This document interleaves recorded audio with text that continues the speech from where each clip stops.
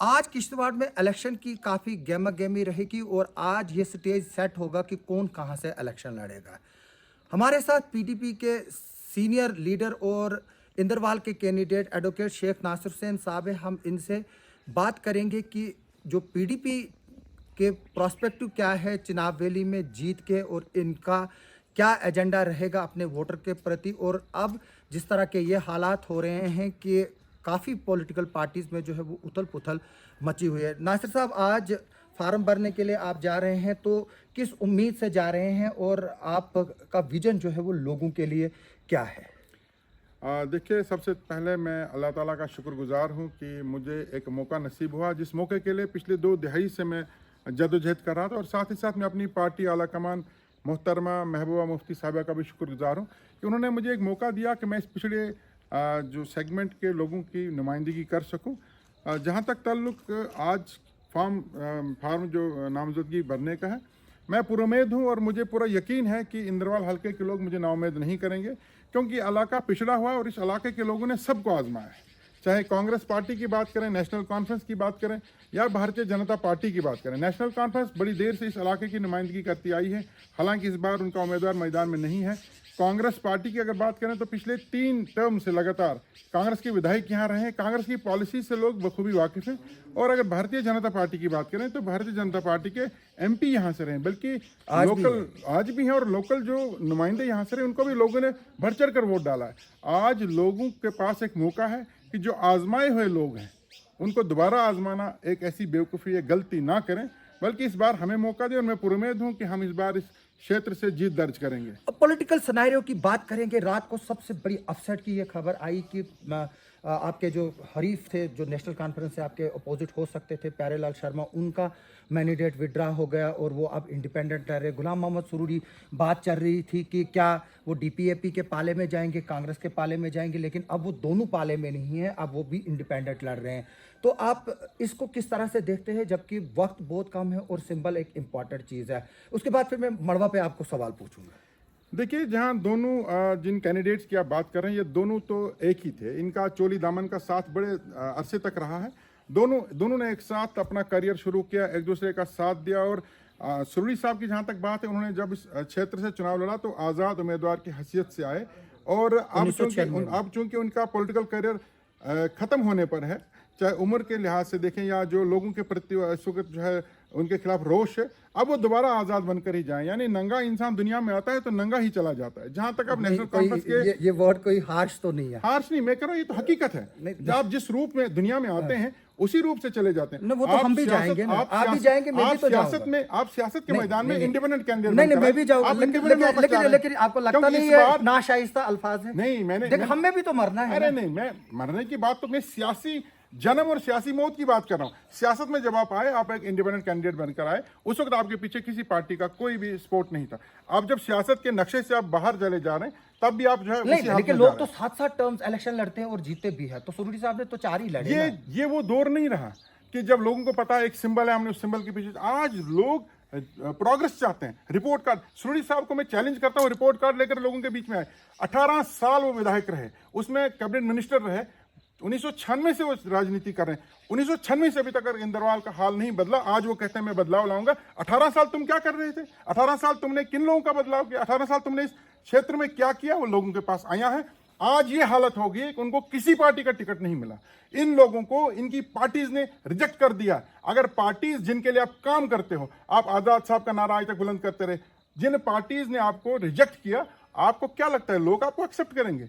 चाहे national conference के उम्मीदवार की बात करें या सुरूरी साहब की बात करें। नहीं, आप प्यारेलाल शर्मा को किस तरह से आप देखते हैं? क्योंकि जो अब टोटली जो है वो सिनारियो चेंज हो चुका है और ये जो बताया जा रहा है कि जो आप उठ रहे हैं, शेख जाफर उठ रहा है, आप उठ रहे हैं, सुरूरी उठ रहा है, तो कहीं ना कहीं इंदरवाल की सीट जो है वो बीजेपी के पाले में दिखती जा रही है। तो आप देखो, मैं आपको एक बात, हम उठ नहीं रहे हैं, हमें पार्टी ने मैंडेट दिया है। मैं उठ नहीं रहा हूं, मुझे पार्टी ने एज ए कैंडिडेट, ये जो आजाद उम्मीदवार उठते हैं वो उनको बोलते हैं उठे हैं, ना कोई पीछे ना कोई आगे, उनको बोलते हैं उठे। आज मैं एक साहब का वीडियो देख रहा हूं, उन्होंने कहा हमारी लॉटरी लगने वाली, अभी से फिक्सिंग शुरू हो रही है। अगर हम जीते हम किसके पाले में? ये तो फुटबॉल बन चुके हैं। लोगों का वोट लेकर जहां मर्जी जहां से उनको किक मिले वहां चले जाएंगे। ये राजनीति का उसूल नहीं है। राजनीति का उसूल है आप मुद्दों की सियासत करो। इनके पास कोई मैनिफेस्टो नहीं, इनके पास कोई विजन नहीं। आपका मैनिफेस्टो तो है ना, बीजेपी कह रही है ना कि एंटी नेशनल। मैं आपको बताता हूं, मैं मैनिफेस्टो की बात करूंगा। इनके पास कोई मैनिफेस्टो नहीं है, इनके पास कोई विजन नहीं। इनका एक ही मैनिफेस्टो है, इनका एक ही विजन है कि सत्ता किसी तरीके से हासिल करनी है, अपना सरमाया बढ़ाना है, अपना कारोबार बढ़ाना है, अपनी संपत्ति बढ़ानी और अपने कारोबार को बचाना भी है। जहां तक मैनिफेस्टो की बात है, देखिए मैं हर बार एक बात कहता आया हूं कि इस बार का जो चुनाव है आम चुनाव नहीं है, ये बहुत ही अहम चुनाव है। आज ये चुनाव सुनिए, आज ये चुनाव आपके जॉब कार्ड की लड़ाई नहीं है, आज का चुनाव राशन कार्ड की लड़ाई नहीं है, आज सड़क पानी और बिजली के अलावा और भी बहुत कुछ। फिर पाकिस्तान से बात आज ये आपके एजेंडे में जो है वो पाकिस्तान के वो पहले से था, कोई नई बात नहीं है। देखिए आज ये एक जंग है, मैं जंग इसलिए कह रहा हूं, ये हमारे वजूद की जंग है, ये हमारी शिनाख्त की जंग है। हमारी शिनाख्त हमसे छीनी गई है। आप खुद देख रहे हैं कि एक जमात जो फादर ऑफ द नेशन के कत्ल में मुलविस थी, आरएसएस, उसकी ताजपोशी हो रही है। और दूसरी जानिब से एक ऐसी जमात जो फलाही काम करती है, जो तालीमी अदारे चलाती है, जमात इस्लामी, उसको आप बैन कर रहे हो। आप मदरसों की बैन की बात कर रहे हो। आज जमात इस्लामी पर तो एंटी नेशनल और एंटी इंडिया एलिगेशन लगाने में क्या, अरे एलिगेशन लगाने वाले कोई लोग, उन्हीं उनके खिलाफ हम खड़े हो गए ना, जो गलत एलिगेशन लगाते। क्या महात्मा गांधी को मारना वो नेशनलिज्म था? क्या महात्मा गांधी का कत्ल करना नेशनलिज्म? आरएसएस ने तो गॉडसे को जो है वो देखिए डिसोन किया है। डिसोन करने से क्या होता है? कत्ल करने के बाद आप किसी को भी डिसोन कर सकते हो। आपकी सोच कहां से पनपी? आपने राष्ट्रपिता को गोली मारी, आपकी वो सोच कहां से निकली? बाद में आप डिसोन करते जाओ। मैं बताता हूं आपको हमारा मैनिफेस्टो क्या है। देखिए हमारा मैनिफेस्टो पार्टी ने वाज़ेह तौर पर जो है वो शाया किया, लेकिन मैं जाती तौर पे कहूंगा, मैं इस चुनावी मैदान में इसलिए उतरा हूं, मैं अपनी कौम की शिनाख्त को वापस लौटाने की कोशिश करूंगा। मैं अपने वजूद की जंग लड़ूंगा, नौजवानों के वजूद की जंग लड़ूंगा। वो नौजवान जो आज परेशान हाल है, आपको मालूम होगा कि मदरसों में बैन लगने की बातें हो रही हैं। आज मसाजिद उन पर बैन लग रही है ना, जहां से एंटी नेशनल एक्टिविटीज। कौन कहेगा एंटी? किस मदरसे से एजेंसी से जो इन्वेस्टिगेट कर रही है उसको? एजेंसियां किनके पास में? उन्हीं के खिलाफ हम खड़े हो रहे हैं। ये जो लोग खुद केसेस बनाते हैं, खुद लोगों को डिटेन करते हैं, उनके खिलाफ आवाज हम उठाएंगे ना। उनके खिलाफ भारतीय जनता पार्टी का प्रत्याशी तो आवाज नहीं उठाएगा। उसके खिलाफ आजाद उम्मीदवार कोई आवाज तो नहीं उठाएगा। आज आप बात कर रहे हैं कि मस्जिदों से जो लाउड स्पीकर के जरिए अजान नहीं होनी चाहिए, ये तो सीधा सीधा एक कौम को दबाने और कुचलने की बात हो रही है। लेकिन हम उनकी आंखों में आंखें डाल करके अपनी कौम का सर निगो होने नहीं देंगे। लेकिन बीजेपी का कहना है कि आप जम्मू कश्मीर में इस्लामाइजेशन कर रहे हैं। जिस तरह से अगर हम नेशनल कॉन्फ्रेंस के मैनिफेस्टो की बात करेंगे, हरी पर्वत को और जो हमारे शंकराचार्य है उसको कोई सुलेमानी कहा गया, तख्ते सुलेमानी जैसे लफ्ज़ जो है वो इस्तेमाल किए गए। क्या बीजेपी का जो ये कहना है, पीडीपी और जो नेशनल कॉन्फ्रेंस है वो मुस्लिम पॉलिटिक्स खेल रही है और इल्जाम उन पर लगाया जा रहा है कि वो Hindu politics? BJP Hindu card नहीं खेल रही है। आप मुझे बताइए किश्तवाड़ से किस उम्मीदवार को टिकट दिया गया? क्या उसका कोई पॉलिटिकल बैकग्राउंड है? क्या उसको सियासत का एबीसीडी पता है? एक सिंपैथी कार्ड खेला गया है। एक हिंदू कम्युनिटी के अंदर सिंपैथी गेन करने की बात, क्या वो हिंदू कार्ड नहीं खेला जा रहा है? देखिए मैं उसी पर बात करूंगा। तो क्या बीजेपी हिंदू कार्ड नहीं खेल रही? सुनील शर्मा हिंदू कार्ड नहीं खेल रहा है? जहां तक तारक्कीन क्या बात करें, अब इस बार पता चलेगा। पिछली बार तो यहां बहुत ज्यादा वोट बीजेपी के था, आज उसकी जमानत बचनी बड़ी मुश्किल है। हम कोई मुस्लिम कार्ड नहीं खेलते। हम बबांगे दोहल ये बात कहते हैं कि हम अपनी कौम का सर निगो होने नहीं देंगे। हम अपने वजूद की जंग लड़ेंगे। हम अपनी शिनाख्त जो हमसे छीनी गई उसको वापस लौटाने की जंग करेंगे। जहां तक बात मुस्लिम, आप कहते हो कि जम्मू कश्मीर एक मुस्लिम मेजॉरिटी यूनियन टेरिटरी, इसमें कोई शक है? तो अगर आप एक मुस्लिम मेजॉरिटी टेरिटरी में कोई अगर मेजॉरिटी की बात करना है, आप उसको कहेंगे आप फंडामेंटलिस्ट हो, आप एंटी नेशनल हो? क्या मुसलमान इस देश का हिस्सा नहीं है? लेकिन हरि पर्वत का या शंकराचार्य का नाम ही क्यों बदलना है फिर? हमारा मैनिफेस्टो ऐसा नहीं है। हमारा मैनिफेस्टो आप खोल के देख लीजिए। हमारा मैनिफेस्टो जम्मू कश्मीर के हतमी हल के पर जोर दे रहा है। हमारा मैनिफेस्टो जमात इस्लामी से बैन हटाने की बात। क्या आपकी पार्टी ये नहीं मानती है जम्मू कश्मीर हिंदुस्तान का हिस्सा है? तो फिर बात किस बात पे है? किसने कहा हिस्सा नहीं है? तो फिर हिस्सा है, लेकिन जम्मू कश्मीर की जो इज्जत और शिनाख्त मरकज ने छीनी है, उसको वापस लौटाने की जद्दोजहद। और मसले कश्मीर देखिए कश्मीर एक मसला है।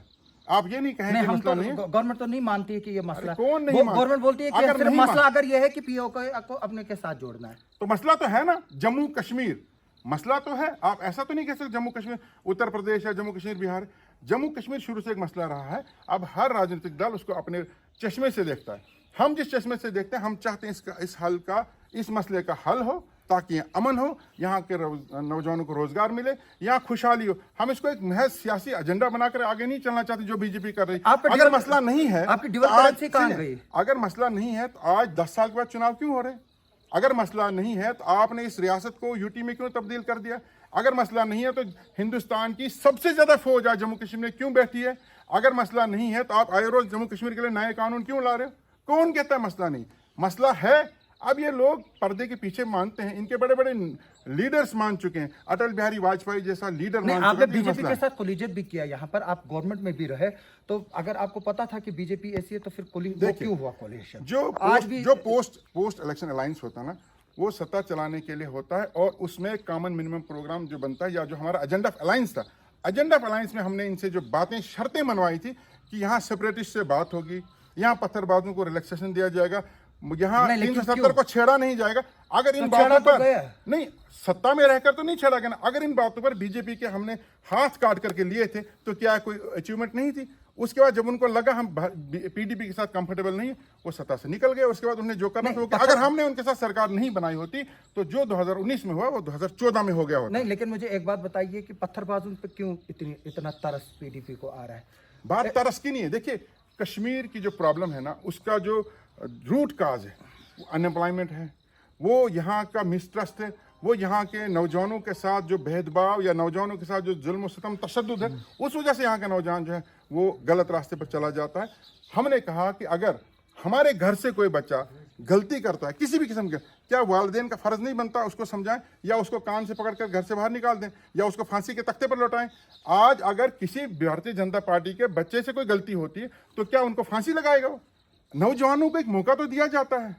हमने कहा इनको मेन स्ट्रीम आने दीजिए, इनको एक मौका दीजिए, बजाय इनको आप अपने से बहुत देखिए, जम्मू कश्मीर और मरकज के दरमियान एक गैप है, उसको ब्रिज करने की जरूरत है, और ये गैप ब्रिज इसी तरह कॉन्फिडेंस बिल्डिंग मेजर से होगा।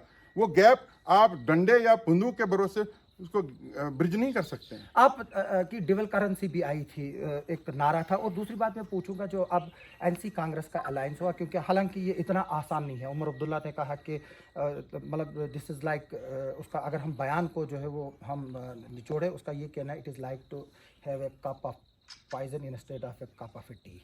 तो इसको कैसे आप देखते हो, और क्या ये पीडीपी के लिए चैलेंज है? हालांकि महबूबा मुफ्ती ने ऑफर किया था नेशनल कॉन्फ्रेंस पे, वो हमारे एजेंडे पे स्टेप लगाए तो हम हर जगह से विड्रॉ हो जाए। देखिए, हमारी पार्टी की लीडर महबूबा मुफ्ती साहिबा ने ये बात क्लियर की है कि ये जो नेशनल कॉन्फ्रेंस कांग्रेस के बीच में, इसको अलायंस नहीं कहेंगे, इसको सीट शेयरिंग कहेंगे। अलायंस मुद्दों पर होता है, अलायंस किसी मैनिफेस्टो पर होता है। हमारी लीडर ने तो उनको साफ कहा, जो हमारा मैनिफेस्टो है अगर आप उस पर चलते हो, हम इलेक्शन नहीं लड़ेंगे। बात यहाँ मसले कश्मीर के हल की है, बात यहाँ नौजवानों के रोजगार। ये तो आप देख रहे हैं ना क्या हो रहा है, सीट शेयरिंग हो रही है, आप देख तो रहे हैं क्या हो रहा है। थोड़ी सी वजाहत से दो लोग खड़े हो रहे हैं, मैं थोड़ी सी वजाहत, इसको अलायंस कहेंगे? थोड़ी सी वजाहत चाहूंगा मैं। जो महबूबा मुफ्ती ने बयान दिया है, वो उन्होंने बोला है कि आप हमारे एजेंडे को अपनाओ, कि यहाँ अपने एजेंडे के साथ हमारे एजेंडे को, उसने कहा आप हमारे एजेंडे को अपनाओ, यानी कि नेशनल कॉन्फ्रेंस अपना वो एजेंडा, हाँ, मैनिफेस्टो को अपनाओ, हम आपकी सपोर्ट में आ जाएंगे। क्योंकि हम चाहते हैं कश्मीर का दायमी हल हो, हम चाहते हैं जो यहाँ नौजवानों का रोशन मुस्तकबिल की जमानत दे, हम उसके साथ जाने के लिए। ये सीट शेयरिंग जो है ना, ये इक़्तिदार को लेकर के है, ये सिर्फ कुर्सी और सत्ता हासिल करने के लिए शेयरिंग होती है। इसको आप अलायंस नहीं कह सकते, इसको आप सीधे तौर पर इक़्तिदार के लिए एक सीट शेयरिंग कह सकते हो। और आप देख रहे हैं क्या हो रहा है, किस एक कॉन्स्टिट्यूंसी में इनका अलायंस चल रहा है।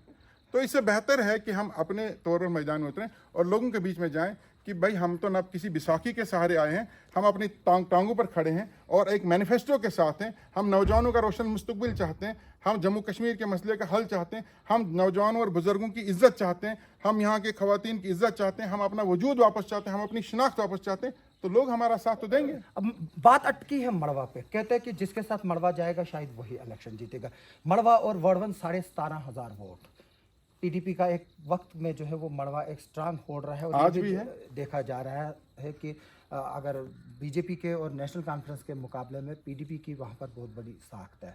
तो क्या आपको लगता है कि मड़वा जो है वो पीडीपी को फिर से सपोर्ट करेगा? क्योंकि शेख जफरुल्लाह जो है वो वहाँ के लोकल, देखिए वहाँ से पहले भी बहुत लोकल इलेक्शन लड़ चुके हैं, लेकिन मड़वा वड़वन की आवाम बाशूर आवाम है, सियासी तौर बहुत अवेयर लोग हैं। वो लोग जानते हैं कि उन्हें जो सड़क राबता मिला है, जो उन्हें कनेक्टिविटी मिली है वो मुफ्ती मोहम्मद सईद साहब की देन है, वो नहीं, PDP बीजेपी की तो देन कह है। रहे हैं हमने दिया। नहीं, वो बीजेपी तब वजूद में ही नहीं थी। उसके बाद मड़वा तहसील का दर्जा मुफ्ती मोहम्मद सईद साहब की देन है। 4 तहसील है बिल्कुल। वाड़वन तहसील का दर्जा मुफ्ती मोहम्मद सईद साहब बच्चन की। हालांकि बॉर्डर का। मड़वा वाड़वन जो किश्तवाड़ कॉन्स्टिट्यूंसी का हिस्सा था, किश्तवाड़ कॉन्स्टिट्यूंसी से कभी PDP जीत कर नहीं गई। उसके बावजूद हमारे लीडर और हमारी पार्टी को हमेशा मड़वा वाड़वन का ख्याल रहा, और आज हम उनके बीच में जाएंगे, हम उनसे ये कहेंगे कि अभी तो हमने कुछ किया ही नहीं था, फिर भी आप लोगों को लगता है कि हम बहुत कुछ कर चुके हैं, एक बार हमें यहाँ से कामयाब करके भेजिए। आप देखिए मड़वा वार्डन का नक्शा हम बदल देंगे, वहाँ के टूरिज्म। और मैं आपको बता दूं कि मड़वा वार्डन को टूरिज्म के मैप पर लाना, एक अलग से डेवलपमेंट अथॉरिटी क्रिएट करना PDP का एक प्लान था, और मुफ्ती मोहम्मद सईद साहब उसके ऊपर बहुत काम कर रहे थे। आप उस मैं वक्त उस वक्त ऑफिसर से पूछे, मैं उस वक्त मौजूद तो था। मुझे लगता मुजफ्फर है- बेग साहब थे, मैं भी था वहाँ पर, असगर साहब थे और भी कुछ थे। ये बात चली थी कि एक तो वार्ड 1 को जो है वो टूरिज्म डेवलपमेंट अथॉरिटी विलेज, बना। टूरिज्म तो विलेज बजाय बगैर कुछ हासिल किए हम उन लोगों के लिए इतना कुछ सोच रहे हैं, और आगे और सोचेंगे। जहाँ तक बात एक लोकल नुमाइंदे की, मड़वावाड़न से अक्सर लोकल नुमाइंदे चुनाव लड़ते आए हैं, और अगर वो कांग्रेस की टिकट पर लड़ रहे हैं तो कांग्रेस ने मड़वावाड़न के साथ आज तक क्या किया, सोतीला सलूक जिसको कहते हैं, उससे भी बदतर सलूक किया है। मड़वावाड़न, कांग्रेस हमेशा सत्ता में रही, कांग्रेस के बड़े बड़े नेता सत्ता में रहे, उन्होंने मड़वावाड़न की तरफ कभी ध्यान नहीं दिया। कभी कोई मंत्री ने वहाँ विजिट नहीं किया, कभी कोई लोगों की बात नहीं की। मुफ्ती मोहम्मद सईद साहब ने DG भर्ती कराई। आज भी जो वहाँ के बच्चे रोजगार जिनको मिला है मुफ्ती मोहम्मद सईद साहब की देन। और PDP के लिए, मड़ा वार्डन के लिए खुसूसी पैकेज है, एक खुसूसी मंशूर है। वो इंशाल्लाह जब हम कामयाब होकर के जाएंगे, मड़वा वार्डन के लोगों को इस बात का हम सबूत देंगे कि मड़वा वार्डन PDP की प्रायोरिटी है। नासिर साहब, हमसे बात करने के लिए बहुत बहुत शुक्रिया। हम आपको बेस्ट विशेस देंगे। आज आप नॉमिनेशन फार्म जो है वो भरने जा रहे हैं, लेकिन इंदरवाल की जंग जो है वो जारी रहेगी। हम आगे भी जो है वो सुरूड़ी साहब से भी बात करेंगे, तारकीन साहब से भी बात करेंगे, प्यारेलाल शर्मा जी से भी बात करेंगे और उनके ख्यालात भी जानेंगे। लेकिन अभी अगर चुनावी जंग जो है वो इस वक्त शिफ्ट हो गई है पाडर कॉन्स्टिट्यूंसी पर, जहाँ पर बीजेपी के यूथ प्रेसिडेंट जो है वो डायरेक्टली अब सुनील शर्मा के against as an independent candidate लड़ेंगे। ये सबसे बड़ी खबर जो है वो आज की है। हमारी कवरेज जो है वो जारी रहेगी। नासिर साहब, हमसे बात करने के लिए बहुत बहुत शुक्रिया।